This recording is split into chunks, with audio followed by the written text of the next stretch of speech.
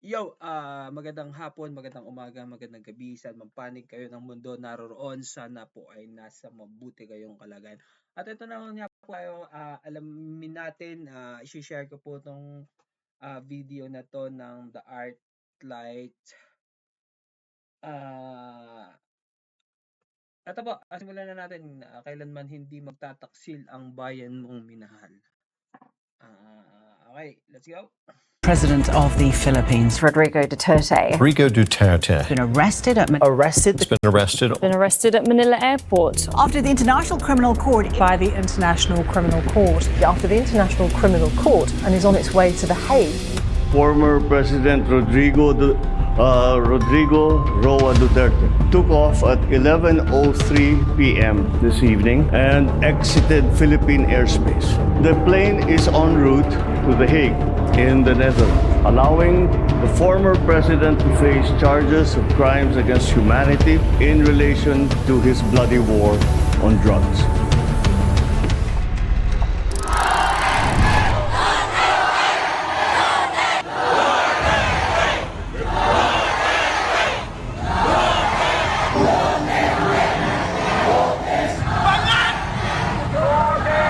Ang tinig ng sambayanang Pilipino ay umaalingaw-ngaw sa buong bansa, malakas, matatag at puno ng paninindigan.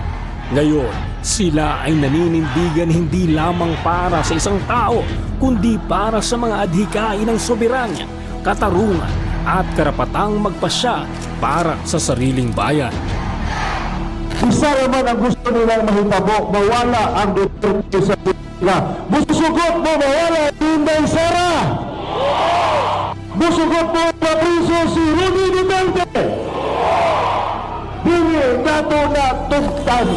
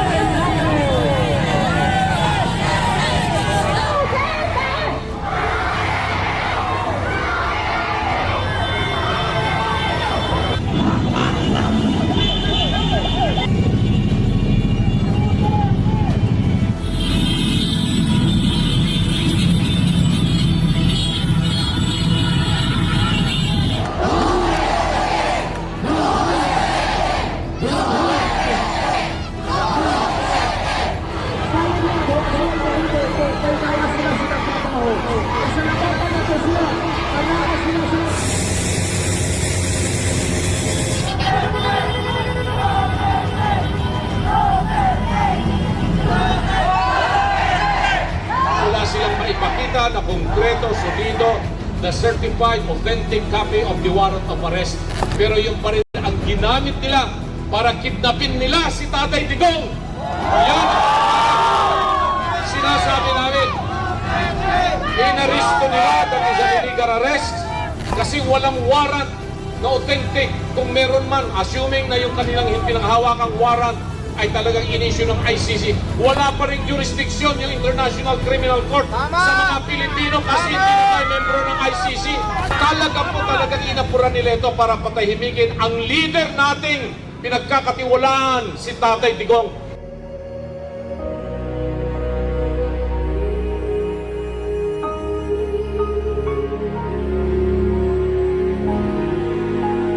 Galit ako sa droga.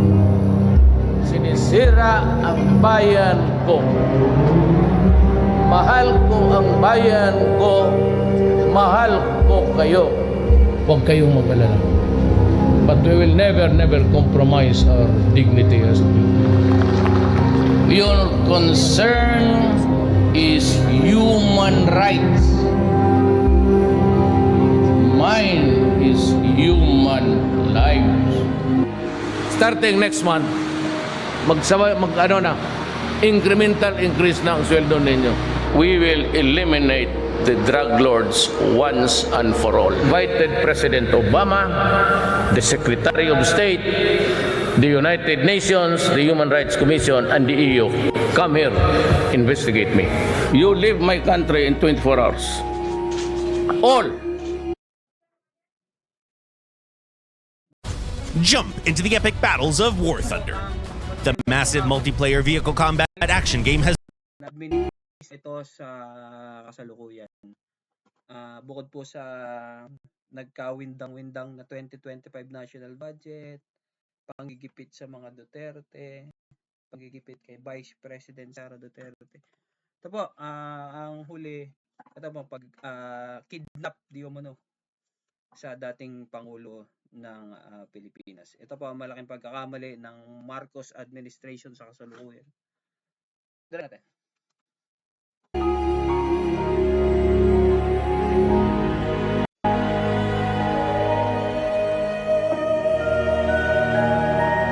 Si Pangulong Rodrigo Duterte, isang lider na hindi natakot lumaban para sa bansa. Sa kanyang panunungkulan, isinulong niya ang kapayapaan sa Mindanao at sa BARMM, nilabanan ng korupsyon at pinangalagaan ang kapakanan ng ordinaryong Pilipino. Ngunit ngayon, siya'y itinutulak sa bingit ng kawalang katarungan. Interpol Manila received an official copy of the ICC warrant. This prompted the Prosecutor General of the Department of Justice to serve the warrant.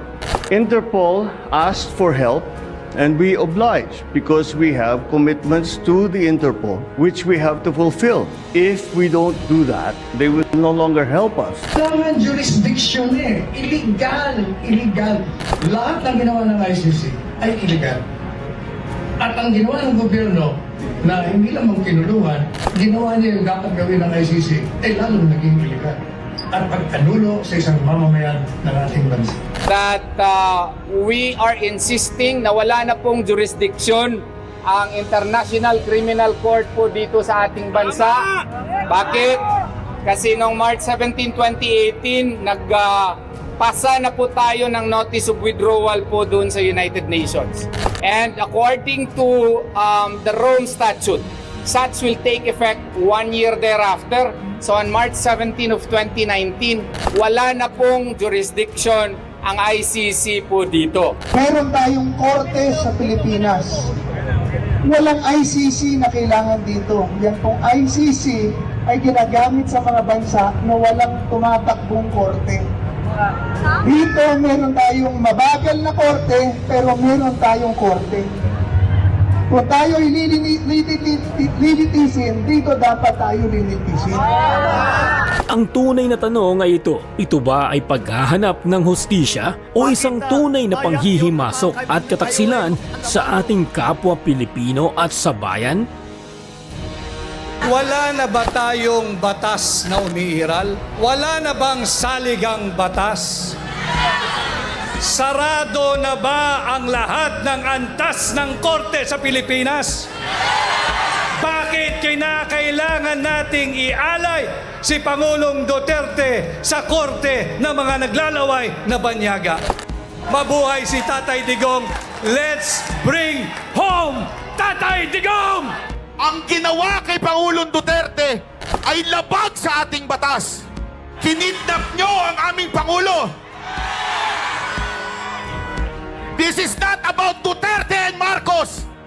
This is not about America, US, Japan. No, this is about humanity.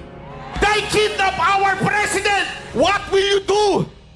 Young Rodrigo Roa Duterte. His surname is Duterte.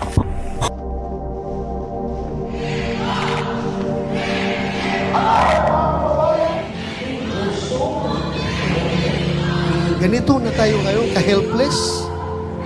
Sarili nating pulis ang magdadala ng ating dating presidente, piliting isakay sa eroplano para ibiyahe doon sa The Hague, Netherlands. Anong ginawang rason ni Pangulong Bongbong Marcos?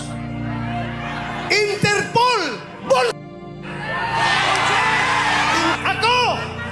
Naging chief PNP ako! Alam ko ano ang papel ng Interpol sa mundo! Presidente ka ng Pilipinas!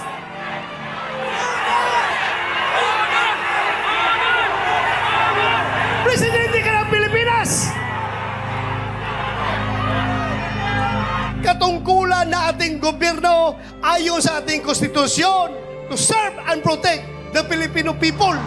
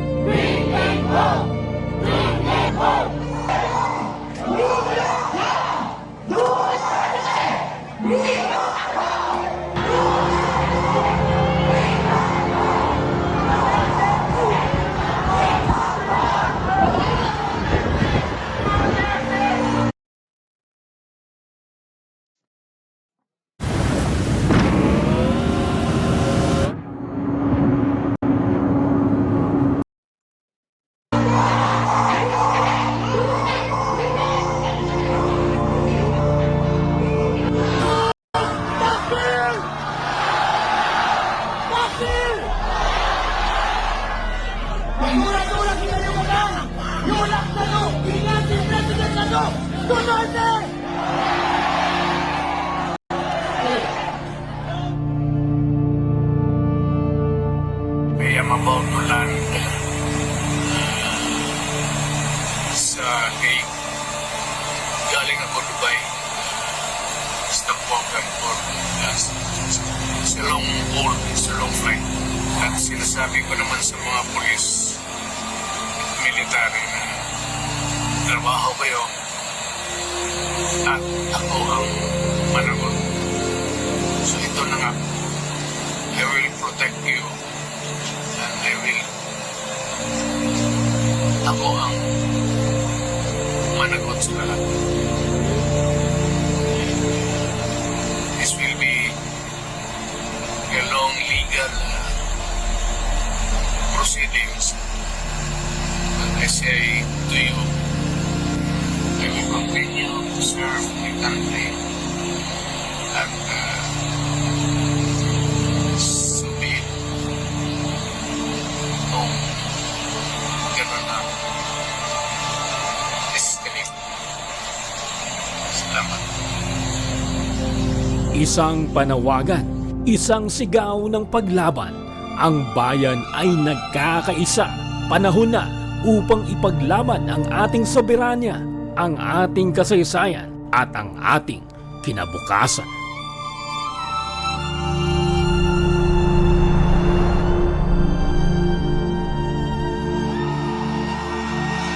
I am not a Filipino for nothing. Nako. Ito po,